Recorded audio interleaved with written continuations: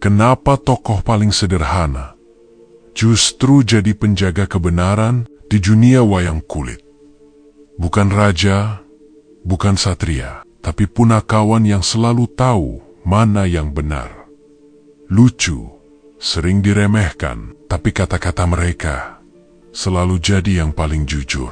Siapa sebenarnya mereka? Punakawan adalah 4 tokoh dalam dunia wayang kulit yang selalu hadir di setiap perjalanan para satria. Mereka adalah Semar, Gareng, Petruk, dan Bagong. Sekilas, mereka terlihat seperti pelayan biasa, bahkan sering jadi bahan lelucon. Tapi di balik candaan itu, mereka adalah penasehat paling jujur yang berani mengatakan kebenaran, bahkan saat semua orang memilih diam. Dan disinilah yang menarik, di saat satria bisa salah, punakawan justru selalu berada di sisi yang benar. Sekarang kita masuk ke bagian yang jarang banget dibahas. Punakawan ternyata tidak pernah ada dalam kisah asli India seperti Mahabharata atau Ramayana. Artinya, mereka bukan tokoh impor. Mereka adalah ciptaan asli leluhur Nusantara, sebuah tambahan rahasia yang sengaja dimasukkan ke dalam dunia wayang kulit. Kenapa?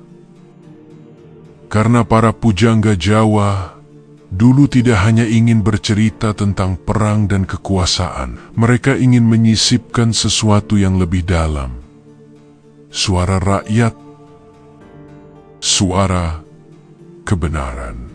Dan disinilah plot twistnya. Semar yang terlihat tua, gemuk, dan sederhana justru dipercaya sebagai sosok ilahi. Bukan satria gagah, bukan dewa yang duduk di kahyangan, tapi dewa yang memilih turun dan hidup sebagai rakyat biasa. Sementara itu, Gareng, Petruk, dan Bagong bukan sekadar pengikut. Mereka adalah simbol dari berbagai sifat manusia. Cacat, unik, bahkan aneh. Tapi justru disitulah letak kebijaksanaannya. Jadi, sejak awal, punakawan memang diciptakan bukan untuk terlihat hebat, tapi untuk memastikan kebenaran tetap punya suara. Sekarang, coba pikirkan ini baik-baik. Di dunia wayang kulit, raja bisa salah, satria bisa kalah, tapi punakawan hampir tidak pernah salah. Kenapa? Karena mereka tidak punya kepentingan. Fakta pertama, Semar adalah satu-satunya tokoh yang boleh menegur siapapun, bahkan raja, bahkan dewa. Dan yang lebih gila, tidak ada yang berani membantahnya.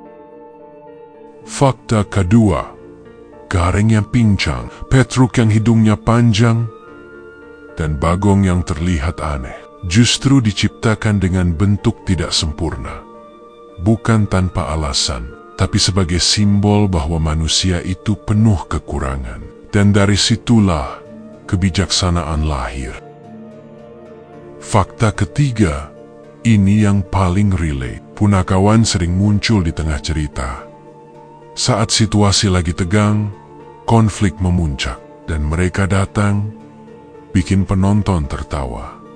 Tapi diam-diam, di balik candaan itu, mereka sedang menyampaikan kritik sosial tentang keserakahan, kekuasaan, dan kesalahan manusia. Jadi tanpa sadar, penonton sedang ditampar sambil tertawa. Dan mungkin itulah kenapa sampai sekarang punakawan tetap relevan. Karena dunia nyata pun sama. Kebenaran sering datang dari suara yang sederhana, bukan dari yang paling berkuasa. Sekarang, coba kita lihat lebih dalam. Kenapa punakawan selalu ada di pihak kebenaran? Bukan karena mereka paling kuat, tapi karena mereka tidak punya ambisi untuk berkuasa. Semar mengajarkan kita satu hal yang jarang disadari. Semakin tinggi ilmu seseorang, semakin rendah hatinya. Dia bisa saja menjadi penguasa, tapi memilih untuk menjadi pelayan. Gareng dengan tubuh yang tidak sempurna, mengajarkan bahwa hidup harus dijalani dengan hati-hati, bahwa setiap langkah harus dipikirkan. Petruk mengingatkan kita tentang satu hal penting. Akal dan humor bisa jadi senjata paling tajam untuk menyampaikan kebenaran tanpa menyakiti. Dan Bagong, dia mungkin terlihat paling sederhana, tapi justru paling jujur. Dia berkata apa adanya, tanpa takut, tanpa topeng. Dan sekarang, coba jujur ke diri sendiri. Di dunia nyata, kita sering berada di posisi satria, punya ego, punya ambisi, ingin terlihat benar, tapi jarang kita mau jadi punakawan yang berani jujur meski tidak populer. Mungkin punakawan bukan hanya ada di panggung wayang kulit. Mereka ada di dalam diri kita. Suara kecil yang tahu mana yang benar, yang sering kita dengar, tapi jarang kita ikuti. Dan pertanyaannya sekarang bukan lagi siapa punakawan, tapi apakah kita masih mau mendengarkan mereka? Jadi sekarang kita tahu, punakawan bukan sekadar tokoh lucu dalam wayang kulit. Mereka adalah pengingat bahwa kebenaran tidak selalu datang dari yang paling kuat, tapi dari yang paling tulus.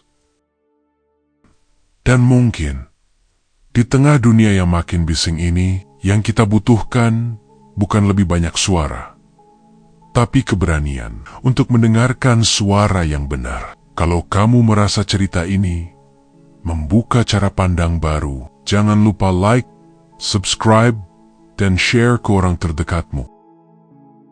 Karena siapa tahu mereka juga sedang butuh mendengar punakawan dalam dirinya. Sampai ketemu di cerita budaya berikutnya, yang mungkin akan mengubah cara kamu melihat dunia